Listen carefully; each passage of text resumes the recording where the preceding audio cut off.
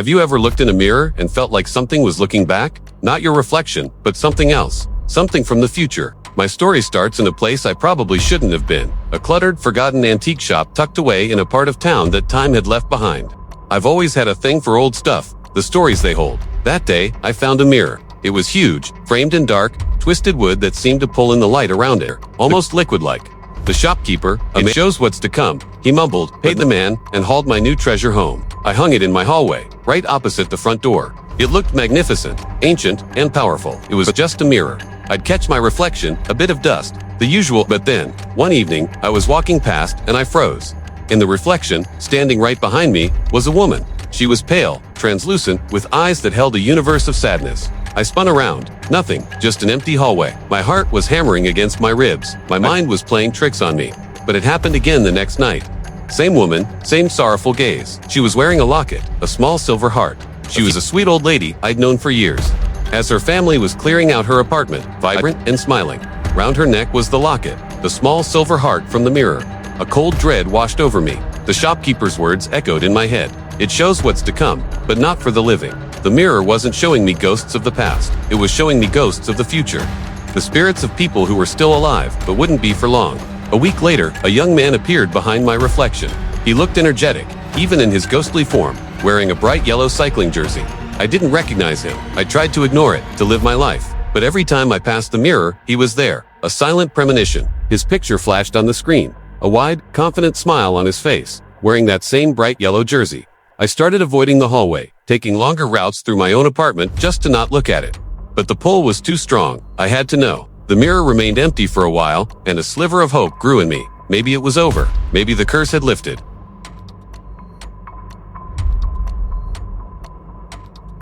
My breath caught in my throat. There was a new figure, standing behind me, slightly transparent, with a familiar, weary look on his face.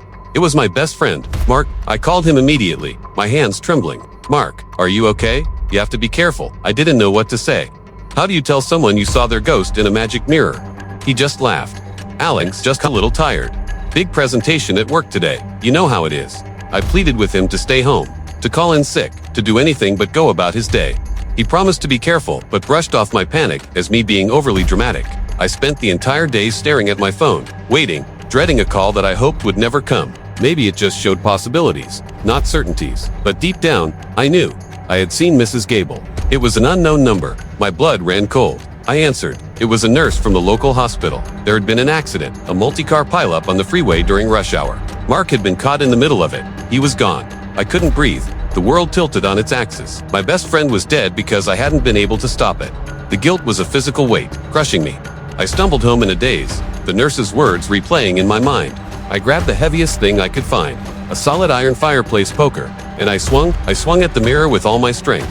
The glass didn't shatter. It didn't even crack. Instead, it rippled like the surface of a pond. The poker went through it as if it were water. I pulled my hand back, stunned. The reflection settled, and there, in the glass, was a new figure. My own, but it wasn't my reflection. It was paler, more transparent. It had the same sorrowful, distant look as all the others. I was looking at my own future ghost. I stared, mesmerized, and horrified. I didn't know when, or how. All I knew was that my time was now counted. I tried to get rid of the mirror. I tried to sell it, give it away, even just leave it on the street. No one would take it. The shop I bought it from was gone, vanished as if it had never been there. Home now, a part of my life, a constant, silent reminder of my own mortality. Weeks turned into months. I saw other ghosts come and go. Each one was a fresh wave of guilt. But seeing my own ghost, that changed everything. The fear was replaced by a strange sense of calm. Living with the knowledge of your own end is a funny thing. It strips away all the nonsense, all the trivial worries. I quit my job. I started traveling, seeing the places I'd always dreamed of. I reconnected with family I'd lost touch with. I started volunteering, trying to put some good back into the world to balance the darkness the mirror had shown me. I was living more fully, more authentically than I ever had before. The mirror was still a curse, but in a twisted way, it had also become a gift of time, a reminder to not waste a single second. Now, every morning, I look into it. I see myself, and I see my ghost standing right behind me. He doesn't look so sad anymore. There's a hint of peace in his eyes. And I wonder, when my time finally comes, will I be just another sorrowful spirit in someone else's mirror? Or will I have lived a life so full that my ghost has nothing left to regret? I don't know the answer. All I know is that I have today, and I'm going to make it count. Thank you for listening.